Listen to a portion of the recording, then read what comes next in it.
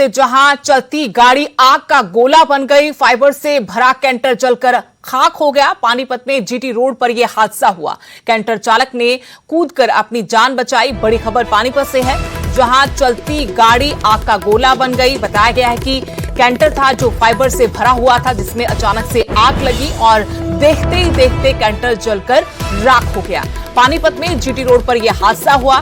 Canter चालक ने कूदकर अपनी जान बचाई। तस्वीरें आपको दिखा रहे हैं कैसे धुंधुकर ये कैंटर जल गया और कुछ पल में ही ये कैंटर जलकर राख में तब्दील हो गया। इसमें फाइबर था, जिसकी वजह से आग तुरंत भड़क गई। हालांकि चालक सुरक्षित है। कैंटर चालक ने कूदकर अपनी जान बचाई।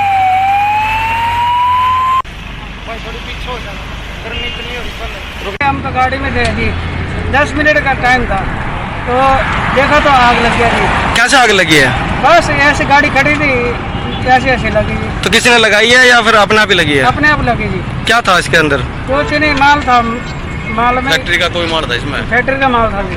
हाँ, वो चलते चलते कैंटर में आग लग गई थी तो पुलिस भी नजदीक थी, वो भी पहुंच गई। फायर ब्रिगेड भी जल्दी मौके पर बुला लिया गया था। किसी की जान की हानि उसमें नहीं हुई है और अभी उसके कारणों को भी जांच कर रहे हैं। सोनीपत से बड़ी खबर, जहां 1 साल बाद भी केजरीवाल सरकार ने अपना वादा पूरा नहीं किया। सोनीपत के परिवार को अब तक 1 करोड़ का मुआवजा नहीं मिला। दिल्ली पुलिस में तैनात हेड कांस्टेबल की कोरोना से पिछले साल मौत हुई थी। अरविंद केजरीवाल ने 1 करोड़ रुपए देने की घोषणा उस वक्त की थी। 1 साल बीत जाने के बाद भी अभी तक मुआवजा राशि परिवार को नहीं मिल पाई है। दिल्ली में ड्यूटी के दौरान अमित राणा की तबीयत खराब हुई थी।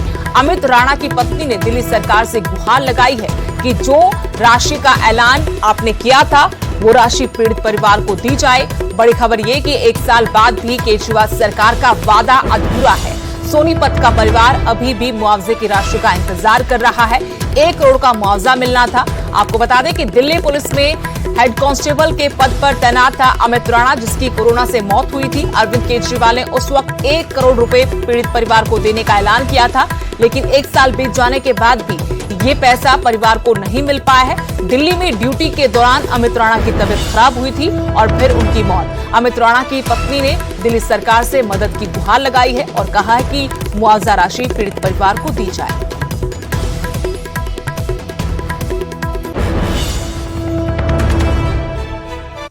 मई 2020 को अमित राणा दिल्ली पुलिस में जो कांस्टेबल के थे, कोरोना से जिनकी डेथ हुई थी, मैं उनकी वाइफ हूँ।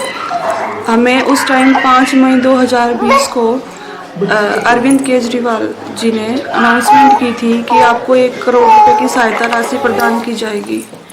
लेकिन हम आज 1 साल हो चुका है, लेकिन हमें कोई हेल्प नहीं मिली।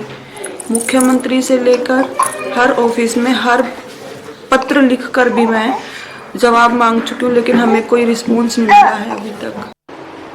सोनीपत से मेरे सहयोगी नितिन अंतिल जुड़े हैं और जानकारी इनसे लेंगे। नितिन, क्या वजह अभी तक साफ हो पाया है कि क्यों आखिर अभी तक अरविंद केजरीवाल सरकार ने पीड़ित परिवार को मुआवजा राशि नहीं दी? जी बिल्कुल, मैं आपको बता दूं, जिस तरह से 5 मई 2020 को बताया ये गया था कि जो अमित राणा है, जो सोनीपत के ही उल्लेड़ी गांव का रहने वाला था और ड्यूटी पर ही था, उस दौरान इसकी तबीयत बिगड़ी थी और उस समय ये हुआ था, किसी हॉस्पिटल तक नहीं मिला था, जिसमें कमिश्नर और जो SHO थे थाना प्रभारी, उन्होंने भी बहुत साथ दिया। लेकिन उसके बाद इसकी मौत हो गई थी और जब मौत के बाद कोरोना टेस्ट रिपोर्ट करवाई गई तो पुष्टि हुई कि कोरोना के कारण अमित की मौत हुई थी। और जो परिजन, उनका ये कहना है कि 6 मई को ही अरविंद केजरीवाल जो मुख्यमंत्री दिल्ली, उन्होंने घोषणा कर दी थी कि 1 करोड़ रुपए मुआवजा राशि दी जाएगी। लेकिन 1 साल बीत चुका है, 3 से 4 बार वो खुद दिल्ली सचिवालय मुख्यालय में जा चुकी हैं, लेकिन जो अधिकारी हो या मंत्री हो, कोई भी जवाब उन्हें नहीं दे रहे हैं। हालांकि घोषणा की थी जिस समय जो और साथी थे उनको मुआवजा राशि मिल चुकी है, लेकिन अमित को अभी तक जो मुआवजा राशि थी उसके परिजनों को नहीं मिल पाई है। बस परिजनों की मांग यही है कि जो अमित के बाद उनके घर में कोई नहीं रहा है, उसकी तो एक छोटी बेटी है जो सिर्फ अभी 1 साल की हुई है, क्योंकि जिस समय अमित की मौत हुई वो प्रेग्नेंट थी और उसके बाद उसकी जो लड़की पैदा हुई थी और उसका जो भी एक बेटा है, और उसका सबसे बड़ी बात उसकी मां नहीं और पिता वो भी बोल या सुन नहीं सकता है। कहीं ना कहीं उसकी पत्नी पर ही पूरा घर का भार है और इसीलिए उसने मांग की है कि जल्द से जल्द जो अरविंद केजरीवाल सरकार है मुआवजा दे दे ताकि अपने घर का पालन पोषण कर सके। वहीं अभी तक ये वजह, जब ये पूछा गया कि अब मुआवजा राशि देने के लिए जब आप गए तो क्या कुछ कहा गया, तो अधिकारियों ने ये जवाब उनको दिया है कि अभी वो प्रोसेस में है और जल्द से जल्द वो कोशिश कर रहे हैं कि उनको मुआवजा राशि दे दी जाए। शुक्रिया नितिन जानकारी के लिए। तो पीड़ित परिवार की मांग है कि 1 साल बीत गया है लेकिन मुआवजा राशि अभी तक नहीं मिली। अरविंद केजरीवाल सरकार ने 1 करोड़ रुपए देने की घोषणा की थी और ये पीड़ित परिवार इंतजार कर रहा है कि उन्हें मुआवजा राशि दी जाए। वहीं अधिकारियों का जवाब कि अभी प्रक्रिया चल रही है और इस पर काम किया जा रहा है।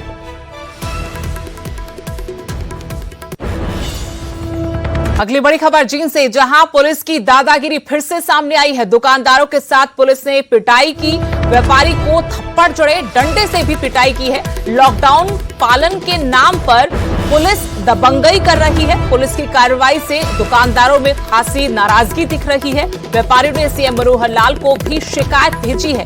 इससे पहले भी पुलिस की दबंगई सामने आई थी जींद में। अब एक और मामला, जींद में पुलिस वालों ने लॉकडाउन के नियमों का पालन कराने के नाम पर दबंगई दिखाई है, मारपीट की है व्यापारियों के साथ, दुकानदारों के साथ। एक व्यापारी को थप्पड़ भी जड़े, डंडे से भी पिटाई करने का आरोप है।